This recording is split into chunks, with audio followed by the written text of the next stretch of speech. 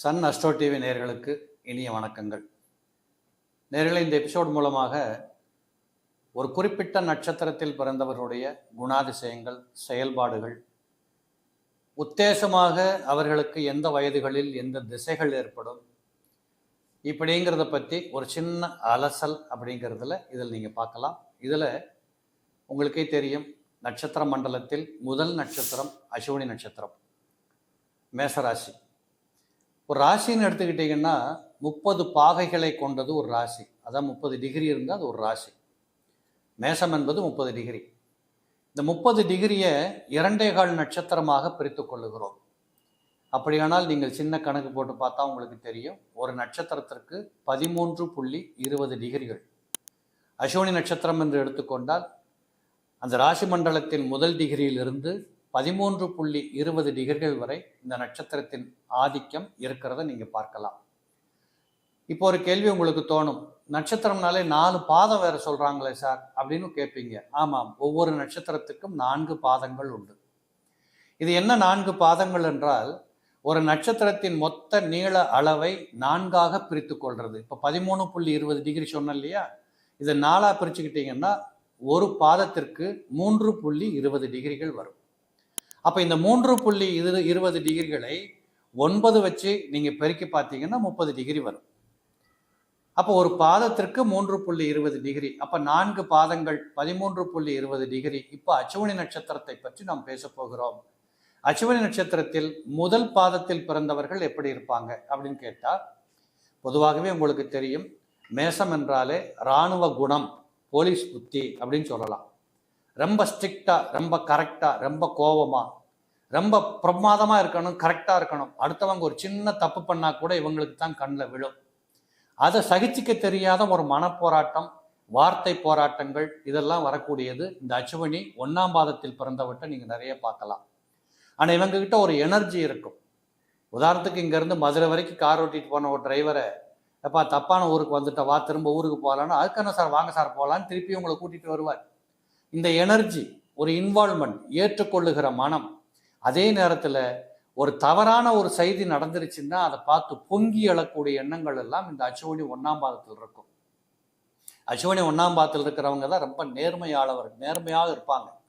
ஒரு கடன் வாங்கினா கூட கரெக்டாக வட்டியோட கணக்கு பார்த்து இந்த 2 நாள் எக்ஸ்ட்ரா இதையும் வாங்கிக்கோங்க சார் அப்படின்னு கையில் கொடுப்பாங்க. வரவு செலவு இவங்ககிட்ட தாராளமாக பண்ணலாம். பேச்சுவார்த்தைகள் தைரியமாக வச்சுக்கலாம். சொன்னபடி செஞ்சு கொடுப்பாங்க. அப்படிங்கிறத நீங்கள் தாராளமாக இவங்ககிட்ட பார்க்க முடியும். இவங்ககிட்ட 100% நல்ல குணங்கள் இருக்கும், அதில் நோ டவுட். ஆனால் அந்த நேர்மை எதிர்பார்க்கின்ற காரணத்தால், கோப குணத்தால் கெட்டு போகின்ற அமைப்புகள் அஸ்வினி 1ஆம் பாதத்தில் பிறந்தவர்களுக்கு நிறைய இருக்கிறத பார்க்கலாம். இந்த அஸ்வினி 1ஆம் பாதத்துக்காரங்க இதுலேயுமே கொஞ்சம் ஸ்பீடாக இருப்பாங்க. அதனால் குடும்பத்தோடு ஒத்து போகிறது இல்லை. ஒரு சாதாரணமாக கணவனும் மனைவியும் ஒரு சினிமாவுக்கு போகணும்னு கிளம்புனா, இவர் டப்புன்னு கிளம்பி 5 நிமிஷத்தில் வந்து சோவாவில் உட்காந்துருப்பார். அந்த அம்மா கிளம்புற நேரத்துக்குள்ளே ஒரு கோவம் வந்து சட்டையை கழட்டி போட்டு நாளைக்கு போகலாம் பாரு. இப்படிப்பட்ட ஒரு தடால் போடால் எண்ணங்கள் எல்லாம் இதில் வரும். சகிப்புத்தன்மை குறைந்து காணக்கூடியவர்களாக இருப்பாங்க. இப்படிப்பட்டவர்களுக்கு ஆரம்பத்தில் பார்த்தீங்கன்னா குறைந்தது ஒரு 5 வயது வரைக்காவது பிறந்த நேரத்தில் கேது மகாதிசை நடந்திருக்கும். இந்த 5 வயதுக்கு பின்னாடி பார்த்தா 20 வருஷம் சுக்கிர திசை. இந்த சுக்கிர திசை ஒருவேளை நல்ல லக்னத்தில் பிறந்து விட்டார்களானால், உதாரணத்துக்கு இந்த சுக்கிர திசை வருகிற போது மிதுன லக்னம், கன்னியா லக்னம், ரிஷப லக்னம், துலா லக்னம், மகர கும்ப லக்னங்கள், இதில் அந்த 6 லக்னத்தில் பிறந்தவர்களாக இருக்கக்கூடிய பிள்ளைகளுக்கு இந்த அஸ்வினி 1ஆம் பாதத்தில் இருந்தாலும் சுக்கிர மகாதிசை 20 வருடம் தொடர்ந்து 24 அல்லது 25 வயசு வரைக்கும் நடக்கும். பிரமாதமாக அந்த குழந்தைகளை வளர்த்து விட்டுடும். அதுக்கு மேலே பார்த்தீங்கன்னா சூரிய திசை வரும். அந்த பிரமாதமாக வளர்ந்த குழந்தைங்க நச்சுன்னு போய் ஒரு இடத்துல உட்கார்ந்து தொழில் பண்ணி சம்பாதிக்க ஆரம்பிச்சிடும். அதுக்கப்புறம் பார்த்தீங்கன்னா சந்திர திசை வரும். அந்த சம்பாத்தியத்தை வச்சு அருமையாக அனுபவித்து உடலாலும் உள்ளத்தாலும் இன்பம் காணுகின்ற வாழ்க்கைக்கு போயிடும். இப்படி படிப்படியாக வருகின்ற திசைகள் எல்லாம் பரிபூரணமாக இதுக்கு உதவி செய்ய வந்துடும். ஏன், அந்த ஆரம்பத்திலே நான் சொன்னேன், எதையும் முழுமையாக ஏற்றுக்கொண்டு உழைக்கின்ற குணங்கள் இவர்கள்ட்ட இருக்கிறதுனால இதெல்லாம் கிடைக்கும். சரி, இதுவே ஒரு அஸ்வினி 2ஆவது பாதமாக இருந்தால், முதல் பாதத்துக்கு இப்படி, 2ஆம் பாதத்துக்கு குணம் மாறிடுமா? கட்டாயமாக மாறும். இந்த 2ஆவது பாதத்தில் பிறந்தவர்கள் நம்ம எப்படி சொல்லணும்னா, அஸ்வினி 1ஆம் பாதத்துக்காரன் வேலை பார்த்துட்டு சாப்பிட வருவான். இந்த அஸ்வினி 2ஆம் பாதத்துக்காரன் சாப்பிட்டதுக்கு அப்புறம் வேலை பார்க்க போகலாமா. இதுதான் இதில் உள்ள வித்தியாசம். அப்போ இந்த 2வது பாதத்தில் பிறந்தவர்கள் எல்லோரும் சுக்கிரனுடைய அம்சம் பெற்றவர்களாக இருப்பாங்க. அப்போ சுக்கிரனுக்கு என்ன அம்சம்? நல்லா வாழணும், ஜாலியாக இருக்கணும், ஈஸியாக இருக்கணும், யாராவது செய்யட்டும், நம்ம வேடிக்கை பார்க்கலாம், ஏதாவது கிடைச்சா போதும், இது என்ன இதுக்கு மேலே, இப்படி என்று தன்னை உடலாலும் உள்ளத்தாலும் சமாதானப்படுத்தி வைத்து கொண்டு இன்பகரமாக வாழுகின்ற பாதையை மட்டுமே தேடக்கூடியவர்கள் அச்சுவனி 2ஆம் பாதத்தில் இருப்பாங்க. இந்த அச்சுவனி 2ஆம் பாதத்துக்காரங்க தான் முடிய வெட்டுறதுல அழகு பண்ணுவான். பெண்கள் செண்டடிக்காமல் வெளியில் போக மாட்டாங்க. பூ வாங்கி கொடுக்கலன்னா கோவப்பட்டுக்குவாங்க. தன்னை அழகுபடுத்திக்கிறதுல மும்முரம் காட்டுவாங்க. புடவை சட்டையில் சாயம் போயிடுச்சுன்னா தொடமாட்டாங்க.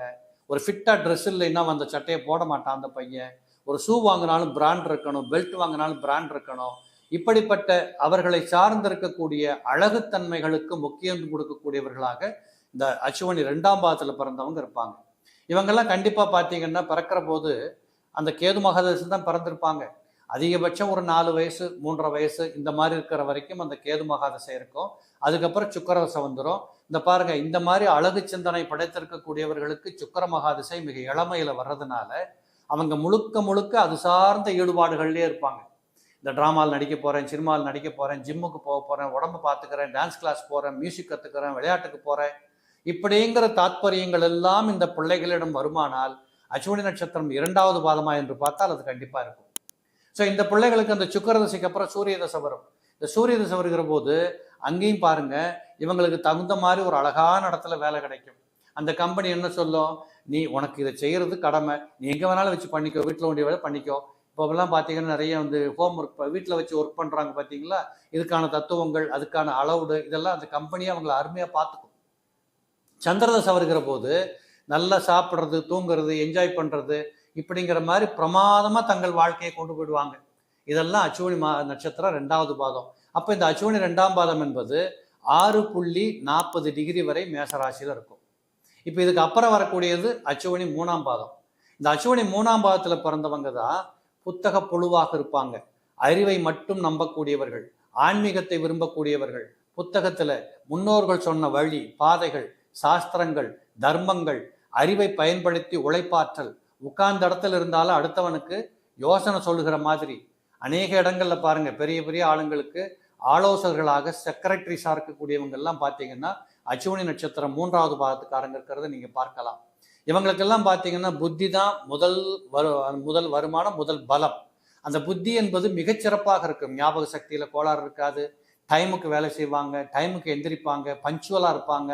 இன்னொருத்தர் இவங்களை பார்த்து குறை சொல்லணுங்கிற எண்ணங்களே இவங்களுக்கு வராது, சொல்லக்கூடாதுன்னு நினைப்பாங்க.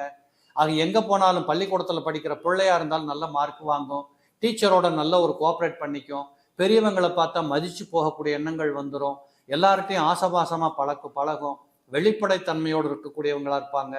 அளவாக சாப்பிடணும், அளவாக வாழணும், அளவாக தூங்கணுங்கிற கட்டுப்பாடுகள் இருக்கும், பொய் பேச விரும்ப மாட்டாங்க. இப்படிப்பட்ட சகல தன்மைகளும் இந்த அச்சுவனி நட்சத்திரத்தின் 3வது பாதத்தில் பிறந்த பிள்ளைகளுக்கு இருக்கிறத பார்க்கலாம். இவங்களுக்கு அநேகமாக ஒரு 2 வயசு 2.5 வயசு நடந்து முடிகிற வரைக்கும் கேது மகாதசை இருக்கும்.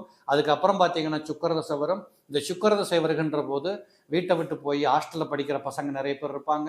கொஞ்சம் தூரத்தில் போய் படிப்புக்காக போகிறவங்க இருக்காங்க. அதுலேயும் குறிப்பாக 4ஆம் பாவாதிபதியாக இருக்கக்கூடிய சந்திரன், ஒருவேளை இந்த சந்திரனை பொறுத்தளவு தேய்வரை சந்திரனாக இருந்தால் நிச்சயமாக இவர்கள் ஹாஸ்டல் ஸ்டடிக்கு போகிற பிள்ளைகளை எல்லாம் பார்க்கலாம். ஸோ இந்த அச்சுவனி 3வது பாதத்தில் பிறந்தவர்கள் இந்த உலகத்தில் உடல் உழைப்பு என்பதை விட அறிவு, அதை மையப்படுத்தி அதை வாழக்கூடியவங்க, புத்தகம் எழுதுறவங்க, இல்லை பிரிண்டிங் ப்ரெஸ் வச்சுக்கிறவங்க, பேப்பர் பிஸ்னஸ் பண்ணுறவங்க, பேப்பர் ஃபேக்ட்ரி வச்சுக்கிறவங்க, இப்படிப்பட்ட சாயல் கலந்த தொழில்துறைகளுக்கு செல்லக்கூடிய வாய்ப்புகள் இருக்கிறது நீங்கள் பார்க்க முடியும்.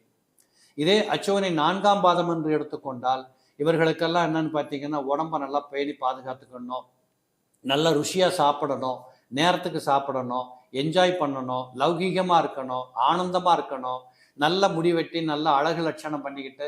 இந்த அச்சுவனி 2ஆம் பாதமும் அச்சுவனி 4ஆம் பாதமும் கிட்டத்தட்ட ஒரு சாயல் படைத்திருக்கக்கூடிய கேரக்டர், நடை, உடை, பாவனைகள் எல்லாம் இருக்கும். இவங்களுக்கு நிறைய பேருக்கு வெளியூர்களுக்கு போக பிடிக்கும், வெளிநாடுகளில் போய் வாழ பிடிக்கும், அந்நிய தேசங்களில் போய் இருந்து வாழ்றதுக்கு ரொம்ப பிடிக்கும், அந்நியர்களை பார்த்து அவங்களுடைய கல்ச்சரை ஃபாலோ பண்ணிக்கிறதுக்கு பிடிக்கும். போன இடத்துல அப்படியே ஒட்டிக்குவாங்க, போன இடத்துல நம்ம கல்ச்சரை மறந்துட்டு அதோட மிங்கிள் ஆயிடுவாங்க. இப்போ சில பிள்ளைகள்ங்கிறது வெளிநாட்டுக்கு வேலைக்கு போவாங்க, அங்கே போய் ஒரு வெள்ளைக்கார பொண்ணை கல்யாணம் பண்ணிட்டு சுபிட்சமாக உட்காந்து செட்டில் ஆகிடுவாங்க. இது தப்புன்னு சொல்லலை. அப்படிப்பட்ட சென்ற இடங்களில் அந்த சௌரிய சொந்தத்துக்கு, அந்த சௌரியங்களுக்கு தேவைப்படுகிற மாதிரி போராடங்களில் போய் பிரமாதமாக உட்கார்ந்து வாழுகிறதுக்கு உண்டான அனைத்தையும் பெற்றுக்கொள்றது அச்சுவனி 4ஆம் பாதத்தில் இருக்கும். இவங்கெல்லாம் உண்மையே பார்க்கறதுக்கு அழகா இருப்பாங்க, முக அழகு இருக்கும், உடம்பு அழகு இருக்கும். சில பெண்கள் சில ஆண்களை பார்த்தோன்னே சொல்றோம் பாருங்க, என்ன ஒரு பிரேம் சூப்பரா இருக்காங்க பாரு அப்படின்னு சொல்றாங்களா இல்லையா? அப்படிப்பட்ட தன்மைகள் எல்லாம் இந்த அச்சுவனி 4ஆம் பாதத்துக்காரங்களுக்கு இருக்கும். நல்ல கார் வச்சுக்க விரும்புவாங்க, நல்ல வேலை ஆட்களை வச்சு விரும்புவாங்க.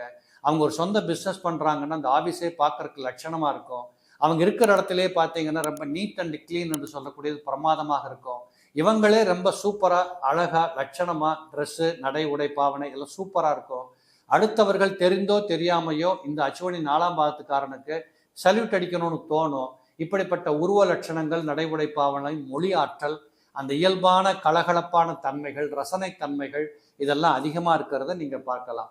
இவங்களுக்கு பிறக்கிற போது அநேகமாக ஒரு 1.5 வயசு முடிகிற வரைக்கும் கேது மகாதசை இருக்கும். அப்போ அச்சுவனி 4ஆவது பாதத்தில் பிறந்தா கேது மகாதசை 1.5 வருஷமும் இருக்கலாம், அல்லது கடைசி 10 நாட்கள் கூட இருக்கலாம். அப்போ இந்த அச்சுவனி 4ஆவது பாதம் முழுக்க முழுக்க வளர்வது முழுவதுமே சுக்கரனுடைய சாயல்ல வளர்றதுனால படிப்பு என்பது கொஞ்சம் மந்தமாக தான் இருக்கும், தத்தக்க தான் போடுவாங்க.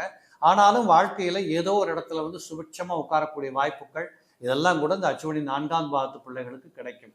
இப்படியெல்லாம் ஒரு நட்சத்திரத்தில் இவ்வளவோ உண்டா? ஒரு 4 பாதங்களாக பிரித்து பேச முடியுமா? ஏனென்றால் ஒரு நட்சத்திரத்தில் 1 கோடி பேர் அல்ல, பல கோடி பேர்கள் பிறக்கிறோம். எல்லா துறைகளிலும் ஒரு நட்சத்திரத்துக்காரங்க இருக்கிறத பார்க்கிறோம். எப்படி இருக்க முடியுது? இப்படித்தான். இப்ப நான் சொன்ன மாதிரி 1ஆவது பாதத்துக்கு 1, 2, 3, 4 என்று ஒரு தனித்தனி பிரிவுகளாக பார்க்கிற போது ஒவ்வொருவருக்கும் இருக்கின்ற இன்ட்ரெஸ்ட், நடை, உடை, பாவனை, ஆற்றல், அந்த அறிவு திறமை, ஆற்றல், உழைப்பு எல்லாம் டிஃபர் ஆகிறதுனால தான் ஒரே நட்சத்திரத்துக்காரங்க எல்லா துறைகளிலும் இருந்து வேலை பார்க்குற மாதிரி, எல்லா இடத்துலையும் அவங்க இருக்கக்கூடிய சூழ்நிலைகள் இதெல்லாம் இருக்கக்கூடிய காட்சிகளை பார்க்க முடியும்.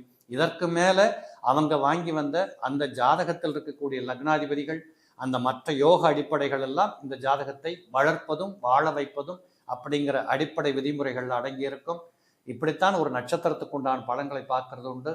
நேர்களே, இதே போல மீண்டும் அடுத்த நிகழ்ச்சியில வேறொரு நட்சத்திரத்தை பற்றி பார்ப்போம். நன்றி, வணக்கம்.